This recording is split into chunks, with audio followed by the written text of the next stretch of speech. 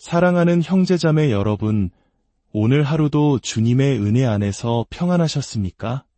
우리의 삶은 수많은 기도의 순간들로 채워져 있습니다. 간절한 바람, 깊은 탄식, 그리고 감사의 고백들이 매일같이 우리의 입술을 통해 하나님께 올려집니다. 하지만 때때로 우리의 기도가 공허한 메아리처럼 느껴질 때가 있지는 않으셨나요? 어떻게 하면 우리의 기도가 더욱 힘을 얻고 하나님의 보좌에 온전히 상달될 수 있을까요? 오늘 우리는 응답받는 기도의 마지막 두 가지 중요한 조건에 대해 함께 나누고자 합니다. 이 말씀이 여러분의 기도 생활에 새로운 깊이와 능력을 더하는 축복의 통로가 되기를 소망합니다. 본격적인 말씀을 나누기 전에 이 은혜로운 이야기가 더 많은 영혼에게 전달될 수 있도록 좋아요와 공유로 하나님의 사랑을 나누어 주시고 구독을 통해 이 영적 여정에 계속 동행해 주시길 부탁드립니다. 여러분의 작은 손길 하나하나가 하나님의 나라를 확장하는 귀한 도구가 될 것입니다. 이 채널을 통해 주님의 말씀을 찾는 모든 분들께 하늘의 평강이 가득하기를 기도합니다. 효과적인 기도를 위한 6번째 조건은 바로 성령님의 인도하심을 받는 것입니다. 우리 모두 성경 로마서 8장을 함께 펼쳐보았으면 합니다. 이 진리는 너무나 중요하기에 직접 말씀을 눈으로 확인하며 마음에 새기는 것이 좋겠습니다.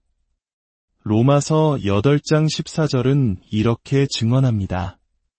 무릇 하나님의 영으로 인도함을 받는 사람은 곧 하나님의 아들이라. 여기서 인도함을 받는다는 말은 헬라어 원문에서 현재 진행형으로 쓰였습니다. 즉, 한 번의 사건이 아니라 지속적으로, 규칙적으로 하나님의 영, 곧 성령님의 인도를 받는 사람이야말로 진정 하나님의 자녀다운 삶을 살아가는 사람이라는 뜻입니다. 이 세상 속에서 하나님의 자녀로 살아갈 수 있는 유일한 길은 바로 매일, 매 순간 성령님의 인도하심에 순종하는 것입니다.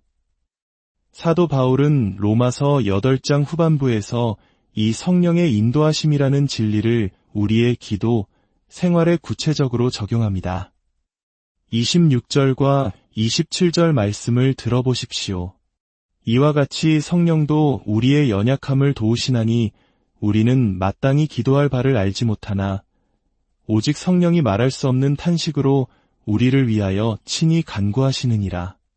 마음을 살피시는 이가 성령의 생각을 아시나니 이는 성령이 하나님의 뜻대로 성도를 위하여 간구하심이니라.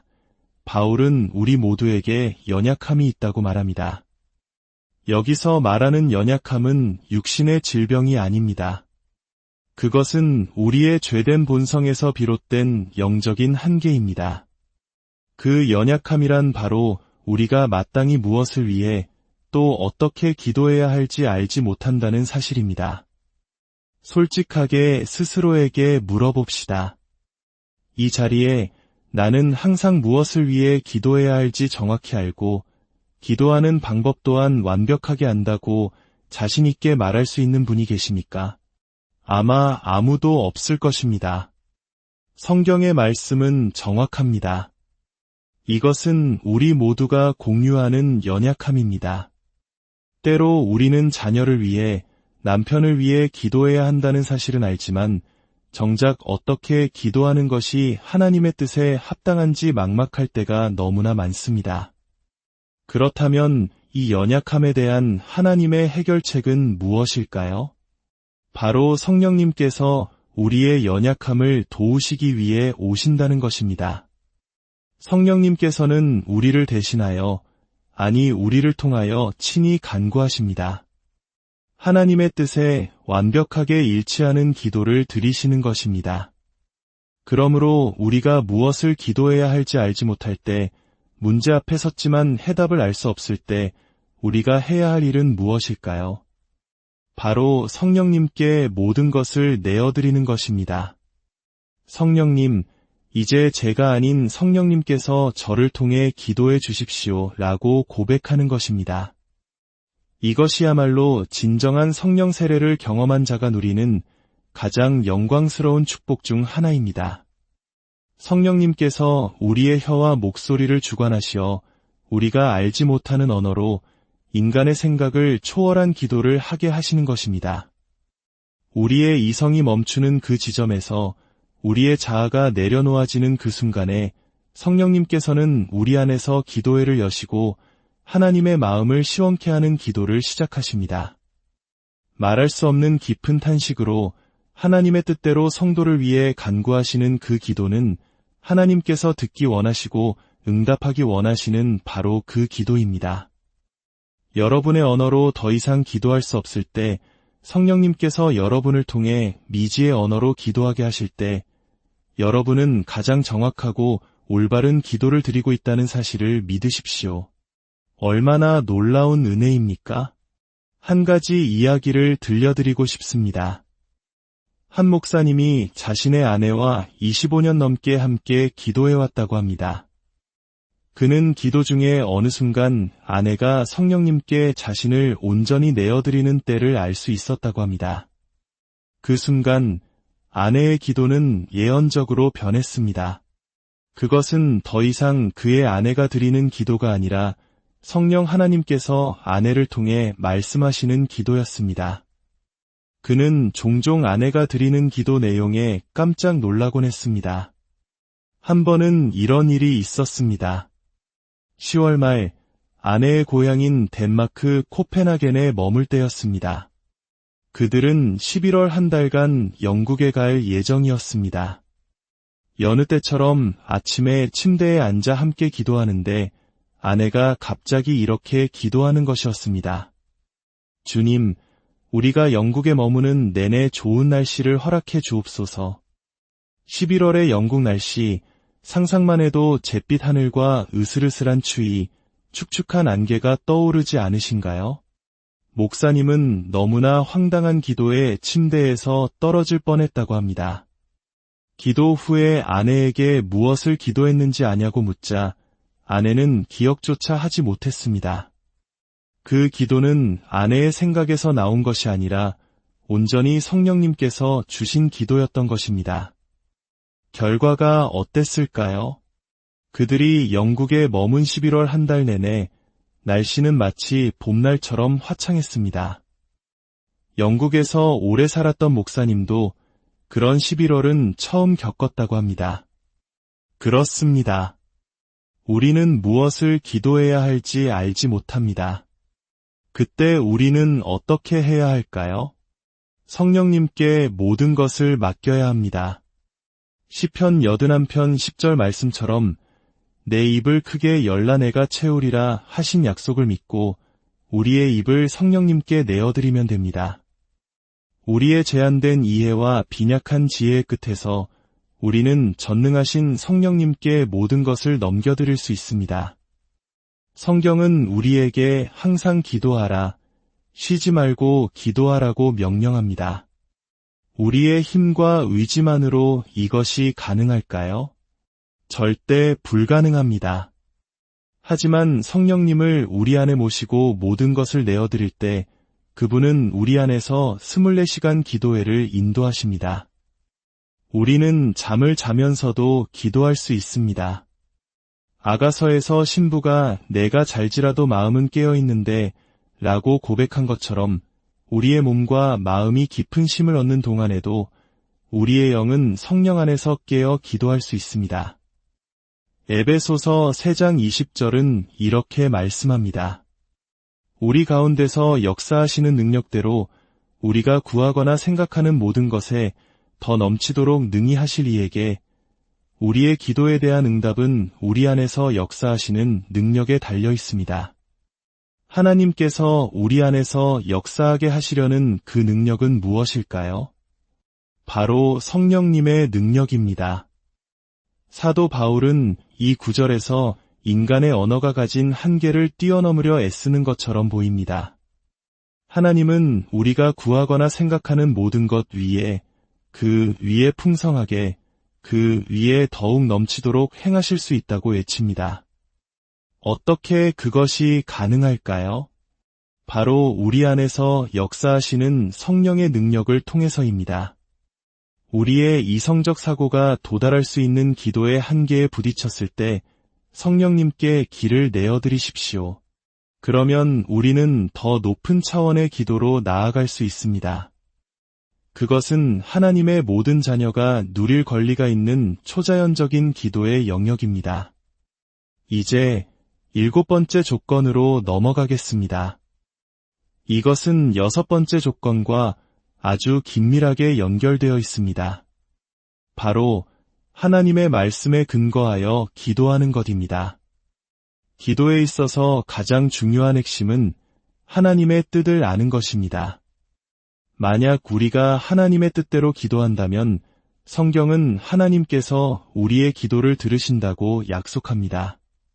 그리고 하나님께서 들으신다는 것을 안다면 우리는 구한 그것을 받은 줄로 믿을 수 있습니다. 그렇다면 우리는 어떻게 하나님의 뜻을 알 수 있을까요?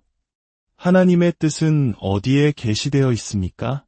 정답은 바로 그분의 말씀, 즉 성경에 있습니다.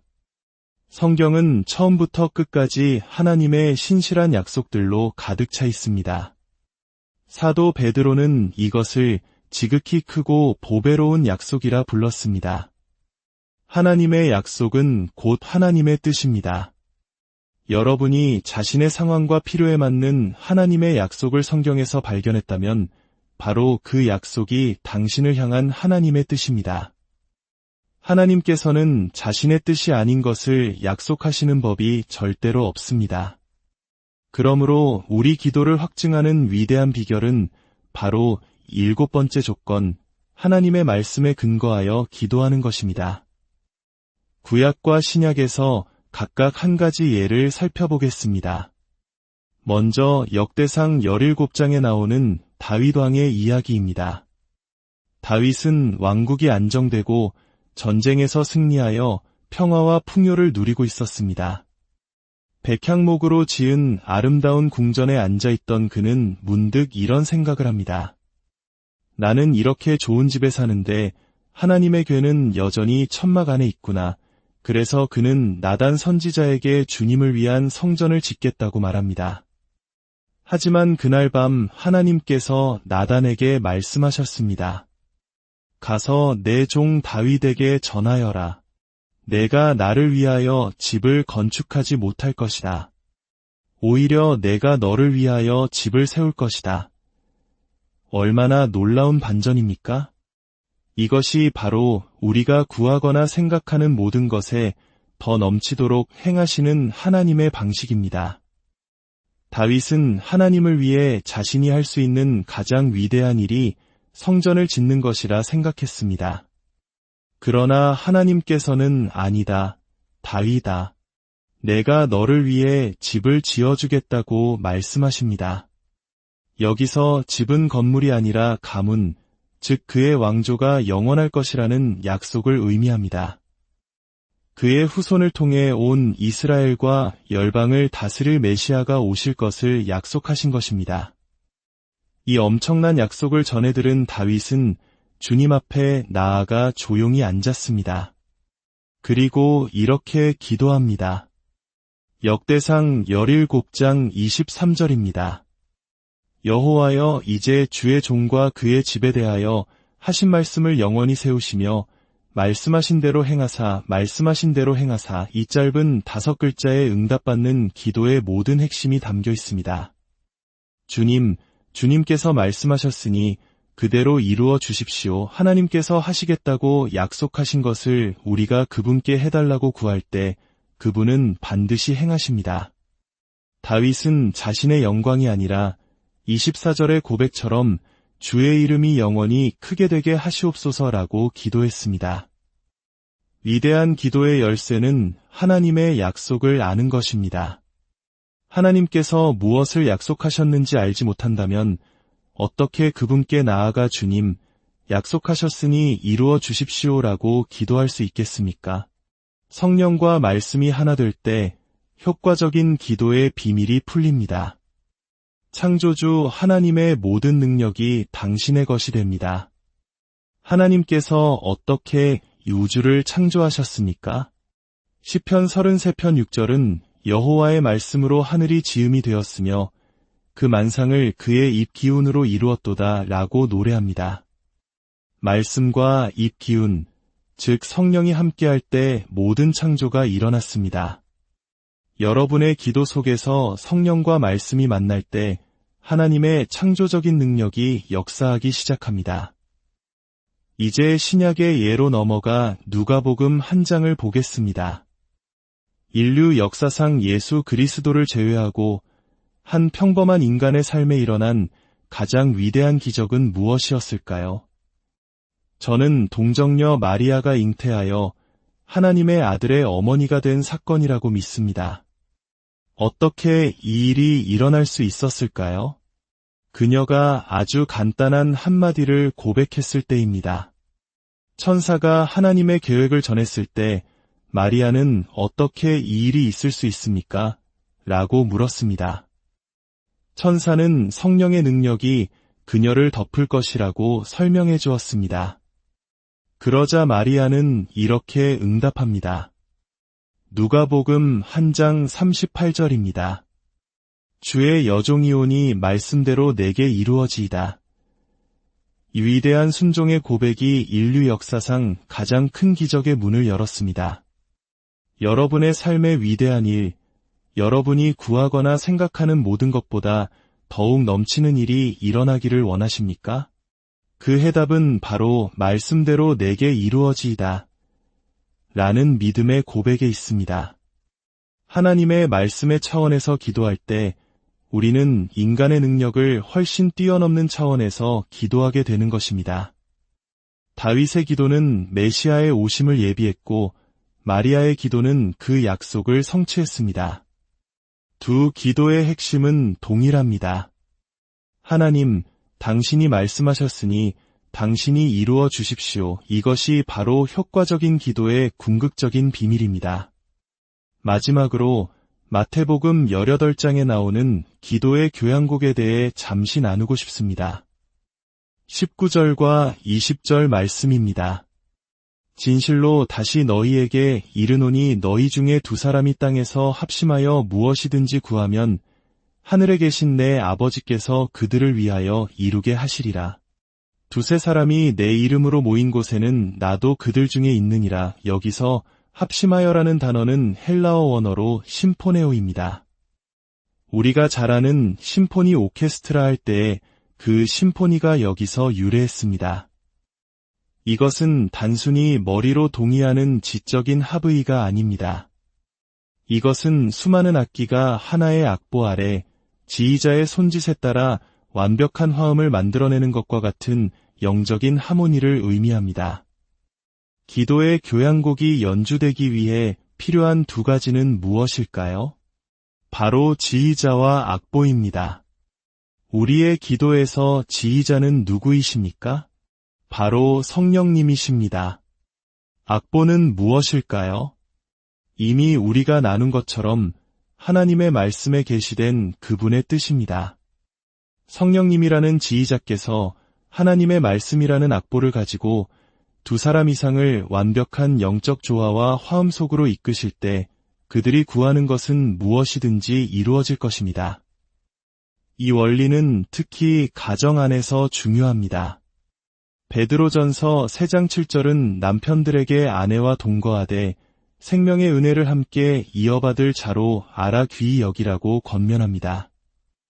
왜냐하면 그렇게 하지 않을 때 너희 기도가 막히지 아니하게 하려 함이라고 말씀하기 때문입니다.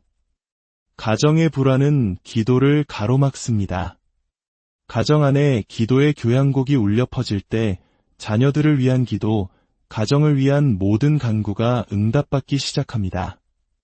많은 부모님들이 자녀의 반항 때문에 고통을 호소합니다. 그러나 그 반항의 가장 흔한 원인 중 하나는 부모 사이의 불화입니다. 아버지와 어머니가 먼저 성령 안에서 말씀 위에서 하나가 되어 조화로운 화음으로 자녀를 위해 기도할 때 하나님은 그 기도를 들으시고 응답하십니다. 말씀을 맺겠습니다. 오늘 우리는 기도의 두 가지 핵심 원리를 배웠습니다. 성령의 인도하심을 따라 기도하는 것, 그리고 하나님의 말씀에 근거하여 기도하는 것입니다. 지휘자이신 성령님과 악보인 하나님의 말씀을 통해 여러분의 삶이 아름다운 기도의 교향곡을 연주하는 거룩한 무대가 되기를 바랍니다. 이 말씀을 듣는 모든 분들의 가정과 삶 속에 성령님께서 지휘하시는 아름다운 기도의 교향곡이 울려 퍼지기를 소망합니다. 하나님의 약속의 말씀을 붙잡고 기도할 때 여러분이 구하고 생각하는 모든 것보다 더욱 넘치도록 행하시는 하나님의 능력을 체험하게 되시기를 주님의 이름으로 축복합니다.